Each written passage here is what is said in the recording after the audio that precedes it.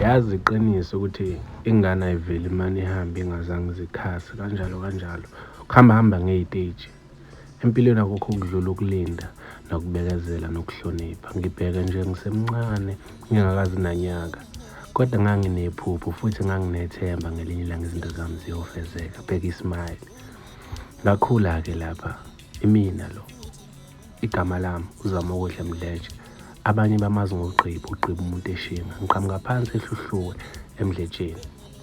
Kusho ukuthi lo ngibona ngikhona njengamanje nje ubona izinto ikondokondo ngaphandle. Ngizama ukukhanda istudio, a recording studio, yes, so music.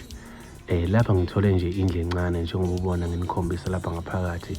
Izinto nje ezingathini engifike nazo onjoba uzibona kusakuncane. Ngifice netafula lapha ngalifica lingcolile ngiyazama ukulwasha. Kunzima madoda, umuntu ukhuthele-ke manje kulezi nsuku phela kuyaphoqa ayikho into esizoyenza. Hayi mina-ke loya ngilwasha bafowethu ngisusa amabala. Hayi nogesi awukho-ke la ngithole enye insizwa la kuthiwa umqosongi. Ugesi yawazi-ke ngemqhathi nabaka-Eskom angihlanganisele izinto zakhe ngendlela enza ngayo, ahlanganise ugesi. Angiyazi noma ugesi noma ushala insizwa iyabekezela kodwa kuyasikho lapho. Nakho-ke lana ngibhizi-ke sikhanda istudio asikakapheli kodwa kuwumlando nakho lokuthi sithi istudio singakaqala khona wena sebezorecord manje ufuna ukushaya hit ufuna iquantum sizothiwa next year emva kwequantum wenza njani umculo wakho ufuna ukubona ukulipha izinga ngiyashiya ngiyasebenza ngiyadrive ngodla umndeni waye ungakhulumi noma vava bo.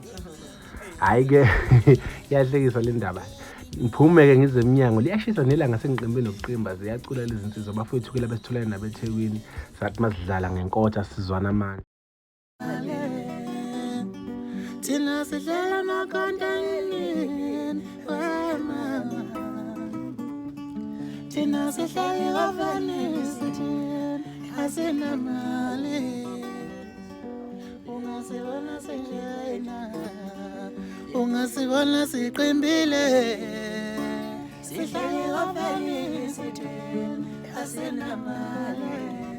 Zisho kanjalo phela ngafaka bebelala kusekhona. Shiya kanjalo kulezo nsizwa-ke njengoba ubona silandela i-track-ke lapha njengoba ubona laphayana estudio uma ubona izinto ey'velayo kuvela izinto ey'ncane nje iy'ginci mhlawumbe ney'phikha eziwu-2 zika-hi-fi yabo.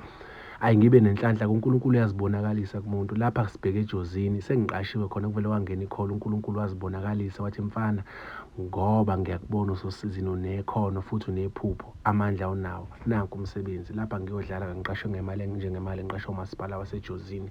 Ngiyabonga kakhulu ukubona bafowethu sihamba endleleni lokhu ngitshela drive ishaye sisuke eThekwini siye ejozini sesifikile-ke khona safike senza njalo.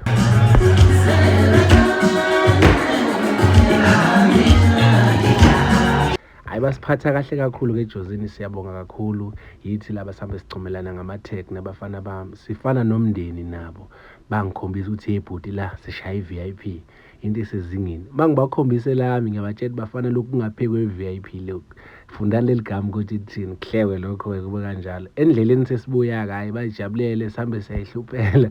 Uyawazi-ke amabhinca-ke nawe kuhambe kuyagidwa igama lalona-ke uSkhini Sabesuthu. Hayi mfana khohlwa mfana kithi yabona siyijabulele-ke lana kumnandi kakhulu ngihamba ney'nkabi zakithi kumiswa ngisho imoto emgaqweni twasika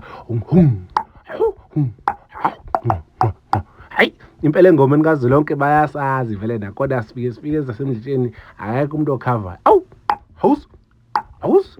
Hayi-ke kuyanyiwa ngampela-ke manje siyayidlalela omama bayakikizela abanye baphosa iy'mali lona-ke umxova spoon sogodo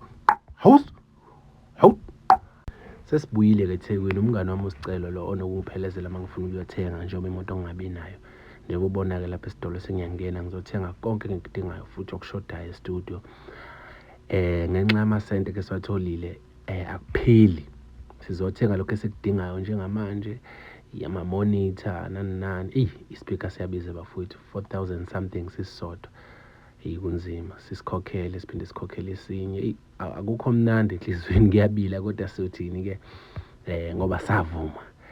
Hayi sithi sobamba ilantshi lana ngomqaphiso siza ukuthi igazi sanyakazani ubaba nopelepele lapho mina upelepele angiwuthanda kodwa namhlanje ngithi hayi ngiyawudumela-ke namhlanje asikhale masikhala waza-ke ngizokubonisa ngiyakulanda manje waze ngilande wena mfowethu asihambe ngiyokukhombisa indawo la ikhona khona istudio ngiyakuthatha follow me asihambe-ke nayi leya ndlu leyo ibonayo laphaya ikhona istudio la sikhona khona laphaya bafowethu iseThekwini eClarota la sikhona khona 12 Ndwandwe Street sesithenge netafula elisha imadoda shwale Nkosi yami asibone ngaphakathi okay ikhona-ke la bafowethu selifakile itafula okwamanje izinto zisami kanje kancane kancane bafowethu sizokhula sicela ukuthi nisisupport kukho konke esikudingayo setholakala kulezi nombolo esizoyibhala njengamanje